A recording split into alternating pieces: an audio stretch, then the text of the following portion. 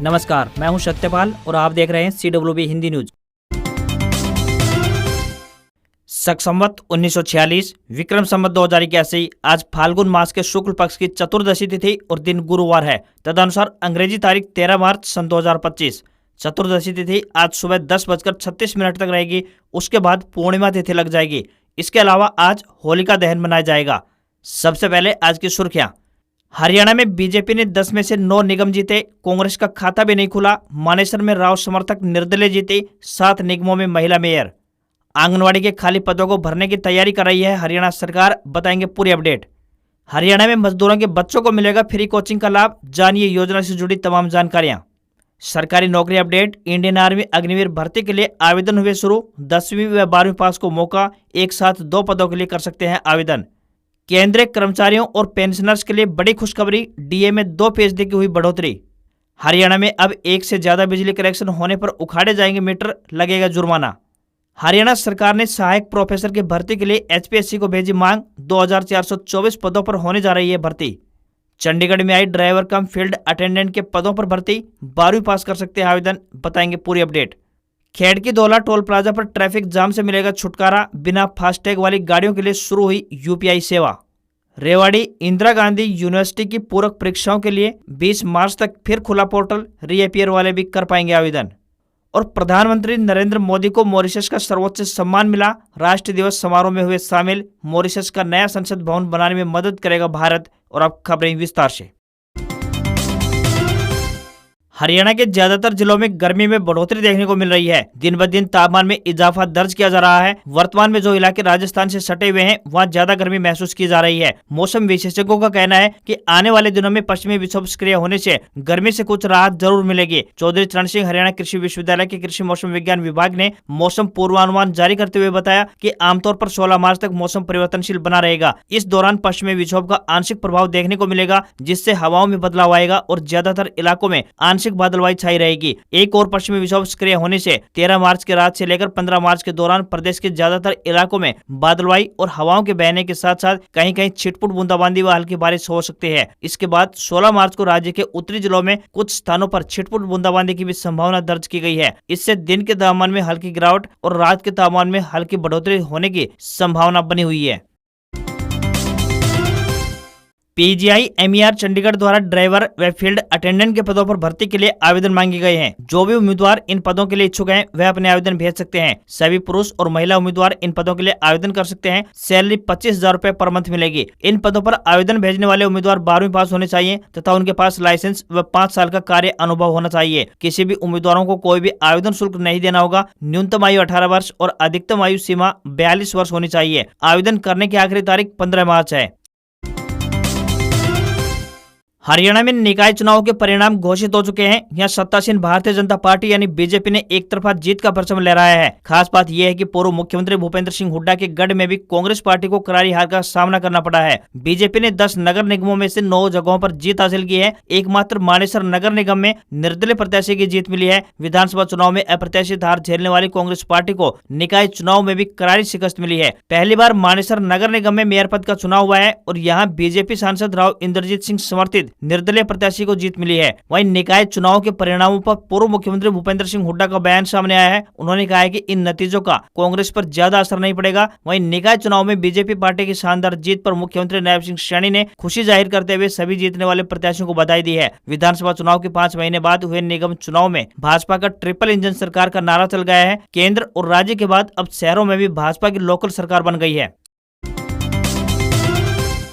हरियाणा विधानसभा के बजट सत्र का आज यानी गुरुवार 13 मार्च को 5वां दिन है। सदन की कार्यवाही सुबह 10 बजे शुरू होगी। पहले प्रश्नकाल होगा जिसमें विधायक मंत्रियों से सवाल पूछेंगे। उसके बाद गवर्नर के अभिभाषण के धन्यवाद प्रस्ताव पर वोटिंग होगी। इसके बाद 14 से 16 मार्च तक होली के चलते कार्यवाही स्थगित रहेगी। वहीं सोमवार यानी 17 मार्च को सीएम नायब सिंह सैनी बतौर वित्त मंत्री अपने कार्यकाल का पहला बजट पेश करेंगे। पिछले 3 दिन सदन में खूब हंगामा चला। वहीं कांग्रेस विधायकों के सवालों पर मंत्रियों से उनका टकराव हो रहा है। वहीं भाजपा के विधायक भी अपने ही सरकार के मंत्री से भिड़ चुके हैं। गुरुवार को सदन में बीजेपी विधायक रामकुमार गौतम ने कह दिया कि पूर्व सीएम मनोहर लाल खट्टर की सरकार में सूबे में मेरिट से नौकरी मिलनी शुरू हुई। मैंने भी हुड्डा साहब को पर्ची दे रखी है। इस पर तुरंत पूर्व सीएम हुड्डा ने कहा कि मेरी बात कर रहा है, अपनी बात क्यों नहीं कर रहा। याद है ना, HPSC में अटैची कांड आपकी सरकार में हुआ। इसे लेकर सदन में हंगामा हुआ। हरियाणा सरकार द्वारा राज्य के कॉलेजों में सहायक प्रोफेसरों के 2424 खाली पदों पर भर्ती होने जा रही है। इसे लेकर सरकार ने विभिन्न विषयों में कॉलेज कैडर ग्रुप बी के सहायक प्रोफेसरों के पदों को भरने की मांग हरियाणा लोक सेवा आयोग यानी HPSC को भेज दी है। जैसे ही HPSC से सिफारिश मिलेगी, खाली पदों को तुरंत प्रभाव से भर दिया जाएगा। हरियाणा विधानसभा बजट सत्र के तीसरे दिन प्रश्नकाल के दौरान उच्चतर शिक्षा मंत्री महिपाल ढांडा द्वारा विधायक राजवीर फरटिया द्वारा पूछे गए सवाल के जवाब में यह जानकारी दी गई है। वहीं राजवीर फरटिया ने लोहारों में NCC की सुविधा देने की भी मांग उठाई है।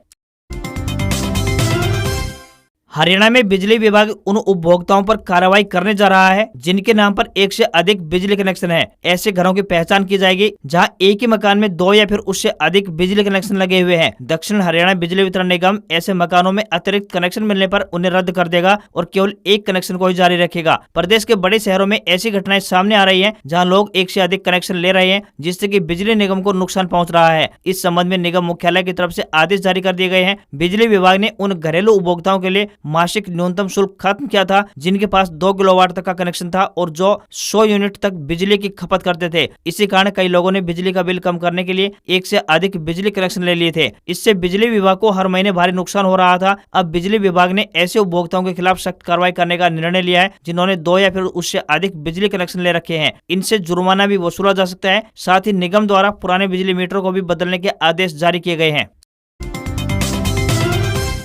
वर्तमान समय में हरियाणा में चल रहे आंगनवाड़ी केंद्रों में कर्मचारियों की कमी बनी हुई है। फिलहाल आंगनवाड़ी केंद्रों में कर्मचारियों के सैकड़ों पद खाली पड़े हैं। राज्य सरकार द्वारा केंद्र की गाइडलाइन के मुताबिक इन पदों को भरने के लिए नियमावली तैयार की जा रही है। विधानसभा में मुलाना की कांग्रेस विधायक पूजा चौधरी ने यह मुद्दा उठाया और सवाल के जरिए सरकार आंगनवाड़ी केंद्रों में हेल्पर वर्करों तथा सुपरवाइजरों के खाली पदों को भरने की मांग की। महिला एवं बाल विकास मंत्री श्रुति चौधरी ने सदन में कहा कि राज्य में इस वक्त आंगनवाड़ी वर्कर के 2549 पद खाली है। साथ ही आंगनवाड़ी हेल्पर के 4439 पद और सुपरवाइजर के लिए 118 पद खाली हैं। हरियाणा सरकार ने सदन में जानकारी दी कि इन पदों को भरने के लिए केंद्र के निर्देशानुसार नियम निर्धारित किए जा रहे हैं। इसी साल के दौरान आंगनवाड़ी केंद्रों में खाली पदों को भर लिया जाएगा। सुपरवाइजरों के खाली पदों को भरने के लिए हरियाणा कर्मचारी चयन आयोग यानी HSSC को मांग भेजी जा चुकी है। राज्य के सोनीपत जिले में सबसे अधिक यानी आंगनवाड़ी वर्करों के 225 पद व आंगनवाड़ी हेल्परों के 360 पद खाली हैं।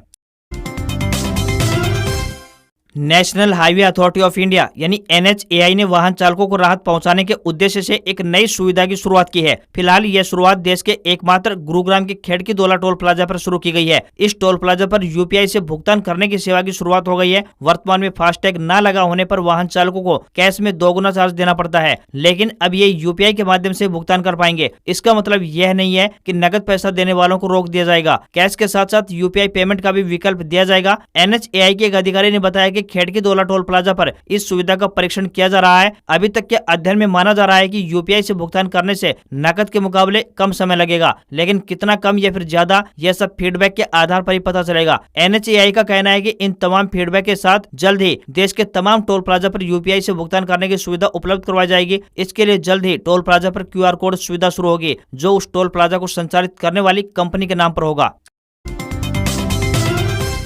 हरियाणा में श्रमिक और मजदूरों के लिए बड़ी खुशखबरी सामने आई है। सूबे के नायब सैनी सरकार का लेबर डिपार्टमेंट इनके बच्चों को मेडिकल इंजीनियरिंग, कंप्यूटर इंजीनियरिंग या IAS या फिर IPS बनने की तैयारी के लिए मुफ्त यानी फ्री की कोचिंग की सुविधा प्रदान करने जा रहा है। इनके बच्चों की कोचिंग कक्षाओं के लिए वित्तीय सहायता योजना के अंतर्गत हरियाणा लेबर वेलफेयर बोर्ड द्वारा एक मुफ्त आर्थिक सहायता राशि दी जा रही है। हरियाणा वेलफेयर बोर्ड ने 15 जनवरी 2019 को इस योजना को शुरू किया था। इस योजना के तहत श्रमिकों के बच्चों को मुफ्त कोचिंग की सुविधा दी जाती है। योजना के उद्देश्य की बात करें तो श्रमिकों के बच्चों को भी उच्च शिक्षा हासिल करने के समान अवसर मिल सके, साथ ही श्रमिकों के जीवन स्तर में सुधार किया जा सके, साथ ही गरीब श्रमिकों के बच्चों का भविष्य भी उज्जवल हो सके। वहीं प्रोफेशनल कोर्स के एंट्रेंस एग्जाम की तैयारी के लिए 20,000 रुपए या फिर कोचिंग फीस का 75% जो भी कम हो सरकार की ओर से दिया जाता है। वहीं UPSC, HPSC आदि का प्री निकालने वाले छात्रों को मुख्य परीक्षा की तैयारी करने के लिए 1 लाख रुपए की आर्थिक मदद दी जाती है। पात्रता की बात करें तो आवेदक हरियाणा में इंडस्ट्रियल या फिर कॉमर्शियल संस्थान में काम करता हो और आवेदक का हरियाणा लेबर वेलफेयर बोर्ड में कम से कम 1 साल पुराना रजिस्ट्रेशन होना चाहिए।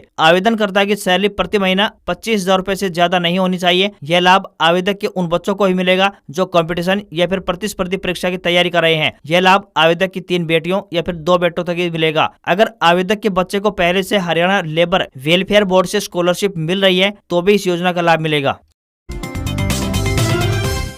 केंद्र सरकार ने केंद्रीय कर्मचारियों और पेंशनर्स के लिए महंगाई भत्ता यानी डीए और महंगाई राहत यानी डीआर में 2% की बढ़ोतरी को मंजूरी प्रदान कर दी है। इससे लाखों कर्मचारियों और पेंशनर्स की आय में बढ़ोतरी होगी। यह नया डीए जनवरी 2025 से लागू होगा, जिसका लाभ मार्च 2025 की सैलरी में मिलेगा। इसके साथ ही कर्मचारियों को 2 महीने का एरियर भी दिया जाएगा। अभी तक केंद्रीय कर्मचारियों का महंगाई भत्ता 53% था, जिसे अक्टूबर 2024 में 3% बढ़ाकर यानी 56% कर दिया गया था। अभी इस ताजा 2% बढ़ोतरी के बाद डीए 58% तक पहुंच गया है। हालांकि यह पिछले 7 वर्षों में सबसे कम वृद्धि है, क्योंकि आमतौर पर सरकार हर बार 3% से लेकर 4% की बढ़ोतरी करती आ रही है। सरकार हर साल 2 बार डीए बढ़ाती है। सरकारी कर्मचारियों और पेंशनर्स के लिए यह राहत की खबर है, लेकिन कर्मचारी संघों की मांग थी कि डीए में कम से कम 3% की बढ़ोतरी की जाए। अब सभी की निगाहें अगले डीए रिवीजन और 8वें वेतन आयोग की सिफारिशों पर टिकी हुई है। बता दें कि 8वां वेतन आयोग 2026 में लागू होने की संभावना है, जिससे केंद्रीय कर्मचारियों की सैलरी में बड़ा बदलाव देखने को मिल सकता है। हरियाणा के रेवाड़ी जिले में स्थित इंदिरा गांधी विश्वविद्यालय यानी आईजीयू मीरपुर और संबंधित कॉलेज के विद्यार्थियों के लिए मई 2025 की परीक्षाओं के लिए आवेदन पोर्टल को दोबारा से खोल दिया गया है। इच्छुक छात्र अब 20 मार्च तक ऑनलाइन माध्यम से आवेदन कर सकते हैं। बता दें कि आईजीयू ने अंतिम से पहले के सेमेस्टर के लिए विभिन्न पाठ्यक्रमों के छात्रों के लिए पोर्टल खोला है। इसमें यूजी व यूजी ऑनर्स के छात्र यानी BA, BSc, BCom, BBA, BCA, biotech, BJMC, BA honours, BSc honours, BCom honours के 5वें सेमेस्टर के छात्र शामिल होंगे। जो विद्यार्थी उनके लिए आवेदन करना चाहे तो वे विद्यार्थी फीस के साथ 20 मार्च 2025 तक अपना आवेदन फॉर्म जमा करवा सकते हैं। वह विद्यार्थी जो अंडर ग्रेजुएट या फिर पोस्ट ग्रेजुएट परीक्षा के अंतिम वर्ष में है, इनके ओड सेमेस्टर में किसी सब्जेक्ट्स में कंपार्टमेंट आई हुई है तो वह भी आवेदन कर सकते हैं। अगर आप भी विश्व प्रसिद्ध खाटू श्याम जी बाबा के भक्त हैं और उनके दर्शनों के लिए खाटू श्याम जी जाने की सोच रहे हैं तो यह खबर आपके लिए ही अहम हो सकती है। श्याम प्रभु की विशेष पूजा और तिलक के चलते मंदिर के कपाट कुछ समय के लिए बंद रखे जाएंगे। इस विषय में श्याम मंदिर कमेटी द्वारा आधिकारिक पत्र भी जारी कर दिया गया है। कमेटी द्वारा जारी पत्र में श्याम भक्तों को सूचित किया गया है कि 14 मार्च को होली के अवसर पर श्री श्याम प्रभु की विशेष सेवा पूजा आयोजित होगी। इसके चलते दिनांक 13 मार्च 2025 को रात 10 बजे से लेकर 15 मार्च 2025 को शाम 5 बजे तक मंदिर के कपाट दर्शनार्थ बंद रहेंगे। 15 मार्च की शाम 5 बजे के बाद आम श्रद्धालुओं के लिए दर्शन पुनः शुरू हो जाएंगे। कमेटी ने मंदिर में आने वाले श्रद्धालुओं से सहयोग की अपील की है। बता दें कि भक्तों में ऐसी मान्यता है कि जो भी श्रद्धालु सच्चे मन से कोई मनोकामना मांगता है तो बाबा उसकी मनोकामना अवश्य पूरी करते हैं।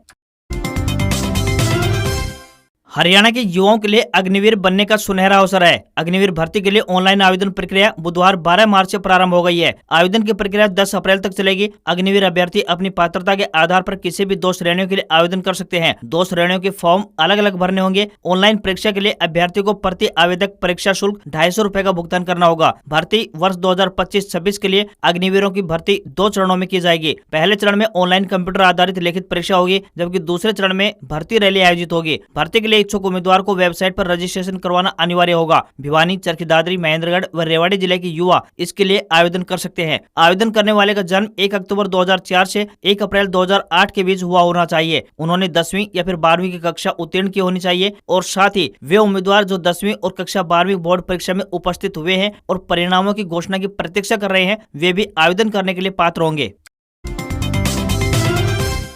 ऑस्ट्रेलियन 2 व्हीलर मेकर केटीएम ने बुधवार 12 मार्च को इंडियन मार्केट में अपनी popular naked adventure bike 390 Duke का अपडेटेड 2025 मॉडल लॉन्च कर दिया है। इसे अपडेट फीचर और नए stealth ebony black colour option के साथ पेश किया गया है। हालांकि बाइक की एक्स-शोरूम कीमत पहले की तरह 2,95,000 रुपए ही है। नई केटीएम 390 ड्यूक में क्रूज कंट्रोल और क्रॉल फंक्शन जैसे फीचर शामिल किए गए हैं। इससे पहले कंपनी ने ये फीचर 2025 केटीएम 390 एडवेंचर बाइक में शामिल किए थे। इनसे 390 ड्यूक अब लंबी हाईवे राइड के लिए ज्यादा आरामदायक बन गई है। इसके अलावा बाइक में एबीएस और ट्रैक्शन कंट्रोल जैसे सेफ्टी फीचर्स भी मिलते हैं। भारत में इस बाइक का सीधा मुकाबला टीवीएस की अपाचे आरटीआर 310 से होगा।